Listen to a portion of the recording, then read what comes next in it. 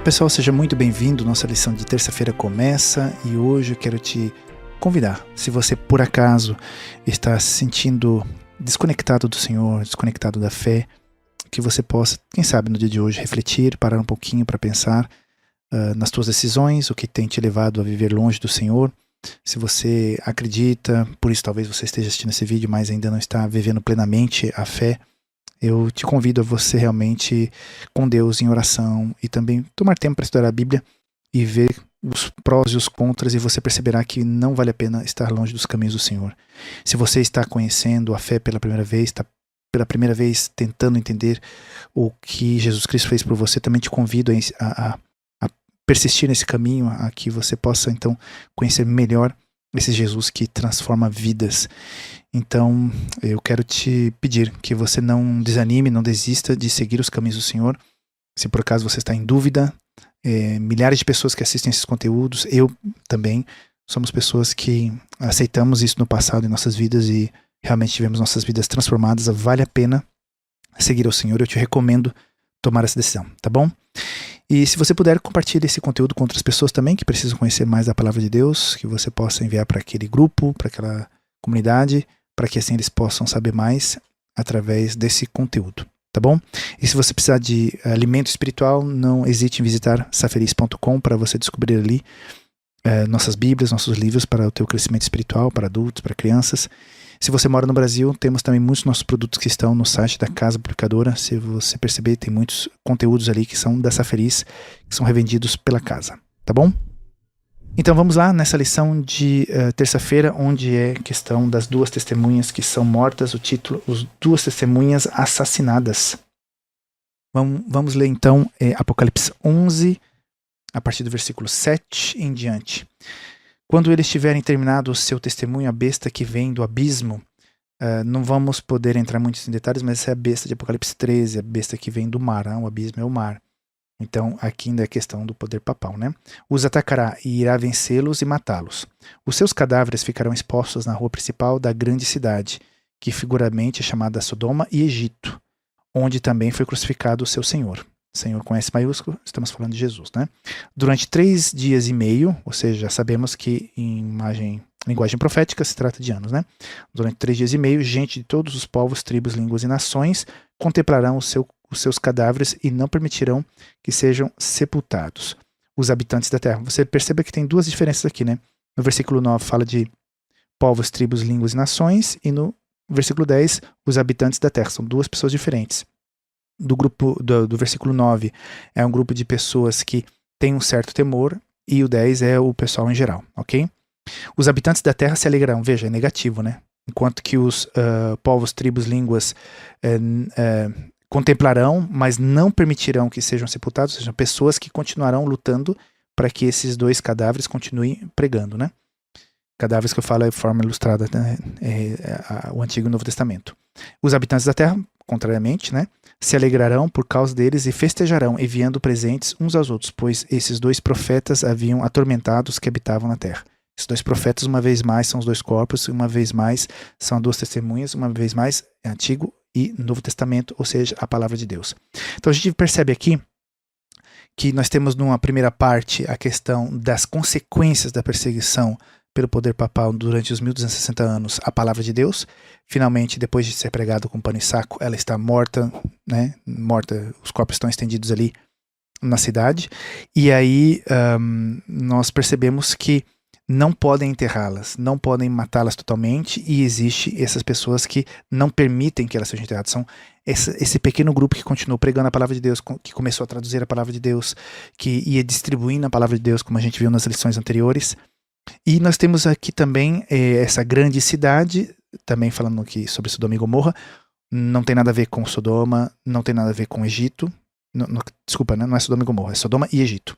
Não tem nada a ver com essas duas cidades, é apenas o símbolo, porque Sodoma representa imoralidade e Egito representa adoração a outros deuses. Então, nessa cidade haverá muita imoralidade e adoração a outros deuses. Então, significa que numa grande cidade, no final dos 1260 anos, praticamente se espancaria as duas testemunhas, que ficariam mortas no chão, tentariam enterrá-las, mas não seria permitido. e que os habitantes da terra ficariam muito felizes. Significa o quê? Aqui entra, a partir de hoje, na lição, a questão da Revolução Francesa. A gente percebe que os 1260 anos terminam quando esse general de Napoleão vai lá e tira o Papa do trono de Roma, né? E depois, finalmente, ele vai morrer na França, exilado. Então, quando vem a Revolução Francesa, eles vão fazer um culto da razão. A lição comenta que eles, nesse momento, vão entronizar, é o único país que fez um voto legislativo para dizer que Deus não existe. Então quer dizer que a França tem uma história realmente muito forte, muito presente e representa bem essa profecia, ok?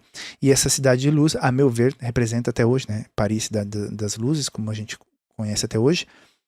Eu morei em Paris durante 7 anos, eu também tenho nacionalidade francesa, e a gente percebe que a cultura francesa é bem diferente, né? Lá existe a questão da separação clara até hoje, né, entre o Estado e a Igreja, que leva, às vezes, a gente tem a impressão que o laicismo, né, se diz em português, o laicismo é quase que uma religião, sendo que, na verdade, deveria ser a liberdade das pessoas cultuarem ao seu Deus à sua maneira, só não impondo isso a outras pessoas no espaço público. Mas chega um momento que qualquer forma de religião, às vezes, é combatida, porque isso está no gene da cultura francesa, né? A Revolução Francesa marcou demais os espíritos franceses. Mas, porém, como diz aqui, 3 anos e meio ali nós temos uma ferida. 3 anos e meio nós temos ali os corpos que estão ali no chão, mas não são enterrados. Significa que, mesmo se eles voltaram de forma oficial, que seria a razão agora o Deus deles e que não existia Deus, isso depois de um certo tempo é revogado. É um período muito turbulento esse da pós-Revolução Francesa. A gente pensa que houve a Revolução e que tudo ficou maravilhoso. Foi um período de conflitos internos na França terrível. Mesmo Napoleão, que durante certo tempo teve uma certa hegemonia, depois houveram pessoas contras, foi expulso, depois voltou. É um período muito complicado. Interessante, mas muito complicado. Então, essa decisão de abolir a Deus e adorar a razão não vai durar muito tempo. Mas uma coisa muito interessante desses 3 anos e meio, ou 3 dias e meio, né, como diz ali na Bíblia, também faz referência a 2 coisas que eu acho interessante. Se pegarmos o 3 dias e meio, nós vemos como se fossem os 3 dias e meio da morte de Jesus, mas que ele ressuscita no final. Ou então podemos pegar a ideia dos 3 anos e meio da pregação de Jesus, entende? Onde ele foi durante 3 anos e meio, teve a pregação pública de Jesus, seu ministério, né? No final ele é morto na cruz, mas ressuscita e agora intercede por nós. Então, podemos fazer essas várias aplicações para dizer, né, que apesar de todo esse alvoroço para destruir a palavra de Deus, para colocar as 2 testemunhas no chão feridas como mortas, trimbolínguas e povos não permitem isso, ou seja, pessoas que continuam pregando a palavra, mas no final essas 2 testemunhas vão ressuscitar e vão voltar a pregar, mas agora de forma mais intensa, mais livre, que mais tarde vai acontecer. Então, é um período muito, muito intenso da história e onde a gente vê que a palavra profética tem poder. Aquilo que foi profetizado aconteceu.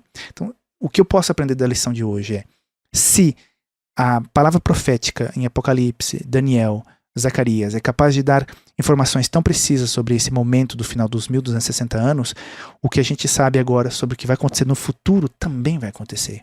Se a gente pega Daniel 2, Daniel 7, Daniel 8, Daniel 9, pegamos aqui Apocalipse 13, gente, é muita profecia se cumprindo. Como eu já comentei com vocês, as profecias do Antigo Testamento anunciando a vinda do Messias é algo fantástico, sublime. Então, se todas essas profecias se cumpriram, se até nesses detalhes aqui da perseguição à palavra de Deus, aquele amor pela sabedoria que tiveram os franceses que finalmente não deu certo, foi nesse período também que eles fizeram a semana de 10 dias, que durou acho que 14 meses, né? Para poderem trabalhar mais, produzirem mais e aboliram os dias feriados, os dias santos e tudo. Tudo isso voltou por água abaixo. Foi por água abaixo. Por quê? Porque existe uma palavra profética que não se deixa enganar. Então, se Deus na profecia cumpriu como foi dito, ele também vai cumprir o que está à frente. Então, confie na palavra profética, estude as profecias, estude a Bíblia e você vai entender o mundo à tua volta de uma forma bem melhor, porque a gente vai se sentir mais seguro entendendo o que está acontecendo e, sobretudo, entendendo que haverá livramento depois dessas perseguições, dessas tempestades. Não se esqueçam, houve perseguição no passado, mas existe uma que está prevista no futuro. É muito bom conhecermos a palavra profética, tá bom? Hoje a lição é um pouquinho mais complicada, um pouquinho mais complexa por causa das profecias, mas é muito importante tomar tempo para isso também. A gente se vê amanhã para continuar na lição de quarta. Que Deus te abençoe. Tchau, tchau.